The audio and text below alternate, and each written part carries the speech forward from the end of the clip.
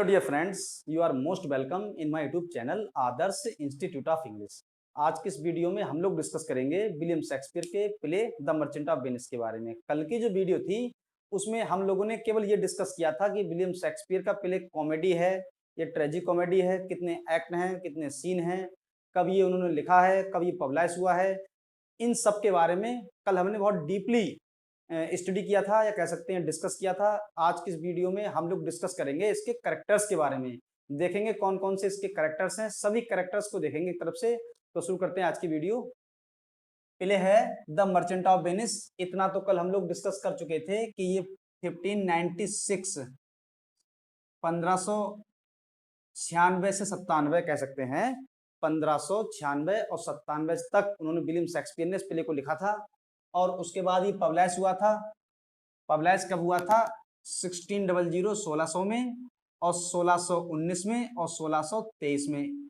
23 में आया था फर्स्ट फोलियो, जब आया था विलियम शेक्सपियर का फर्स्ट फोलियो आया था उसमें। इतना तो हम लोग डीपली स्टडी कर चुके हैं। अब जो है देखते हैं आगे इसके कैरेक्टर्स। सबसे पहला कैरेक्टर्स है ड्यूक ऑफ वेनिस। जो वेनिस शहर है, जैसा कि प्ले का नाम है मर्चेंट ऑफ वेनिस, तो वेनिस में इसकी कहानी है। तो जो प्ले है वेनिस, तो उस वेनिस शहर के जो ड्यूक क्या होता है?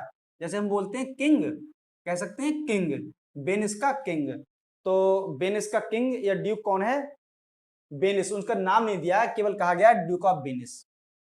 उसके बाद में कैरेक्टर्स है prince of Morocco and prince of Aragon. ये दो कैरेक्टर्स हैं, ये कह सकते हैं सुइटर्स टू पोर्सिया, पोर्सिया के प्रेमी हैं ये। जब उसका स्वयंवर होता है तो ये दोनों भी आते बहुत सारे हैं, ये भी आते हैं जो कि कास्केट को चुनते हैं।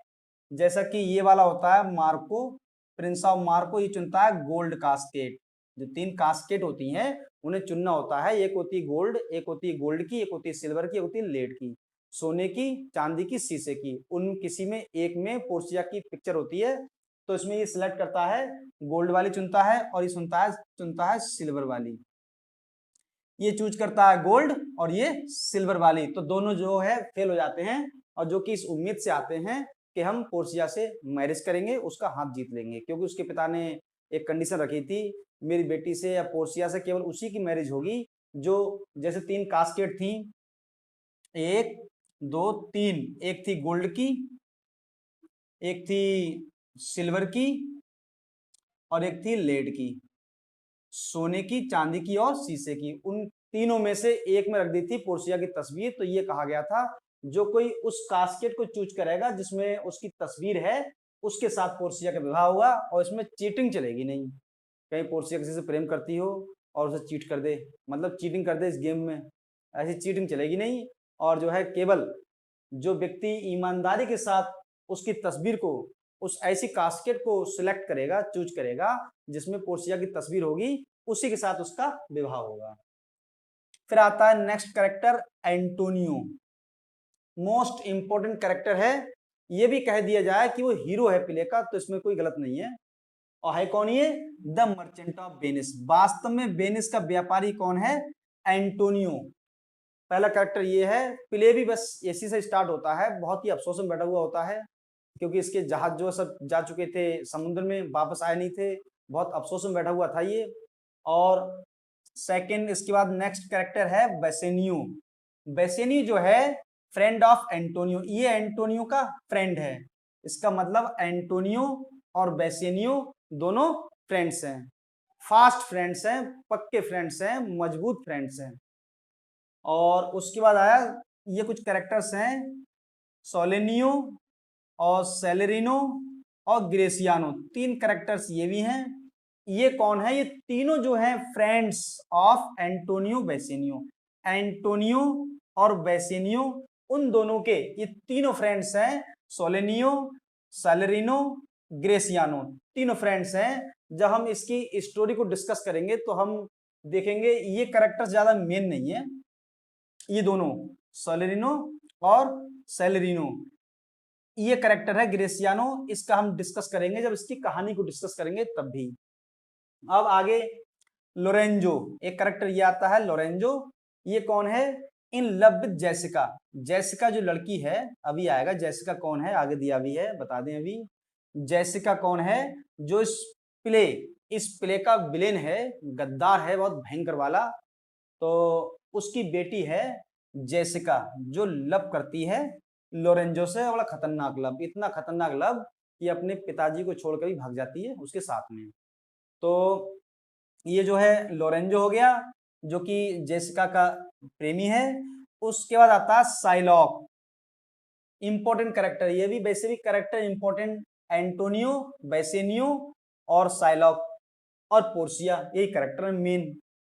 तो साइलॉक कौन है? अजीव, एक यहूदी है, क्योंकि जो प्ले है मर्चेंट ऑफ वेनिस, ये इस प्ले में सभी जो है ईसाई लोग रहते हैं। प्ले में क्या है, वेनिस शहर है, उस समय सभी लोग उस शहर में वेनिस में जो ईसाई लोग थे वो रहते थे, और ये एकमात्र ऐसा व्यक्ति था साइलॉक जो कि एक यहूदी था।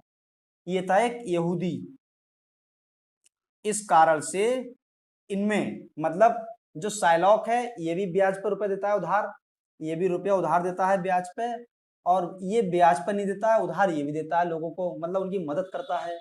तो इनमें चलती है, कह सकते हैं बिटर एनिमिटी, कटु शत्रुता, जैसे बोलते हैं इडियम एट डेगस ड्रान, बहुत भयंकर दुश्मनी चलती है इनमें। तो इसके बाद कैरेक्टर आता है लॉन्सलॉट गोबो, ये कैरेक्टर है लॉन्सलॉट गोबो। तो लॉन्सलॉट गोबो कौन है? अ क्लाउन, क्लाउन जिसे बोलते हैं विदूषक, जो कि हंसी मजाक करता है, चकलस करता है, मजाक करता है, हंसी दिलवाता है। और विलियम शेक्सपियर के अधिकतर प्ले में एक वो विदूषक जरूर रखते हैं, जो कि थोड़ा कॉमेडी टाइप का होता है। और ये कौन है? सर्वेंट ऑफ साइलॉक, ये साइलॉक का एक सर्वेंट है। एक कैरेक्टर और है, इसी का बेटा, लिखा नहीं है, इसी का एक बेटा और है जिसका नाम है गोबो, लॉन्सलॉट गोबो, या कह सकते हैं केवल लॉन्सलॉट, ये ना बोल के तो लॉन्सलॉट, इसी का बेटा है वो साइलॉक, मतलब लॉन्सलॉट गोबो। अब नेक्स्ट कैरेक्टर आया, इंपॉर्टेंट है ये भी, पोर्सिया। पोर्सिया एक फीमेल कैरेक्टर आई है जो कि मोस्ट इंपॉर्टेंट है, ये भी कह सकते हैं हम कि इस प्ले जो है मर्चेंट ऑफ वेनिस की हीरोइन है।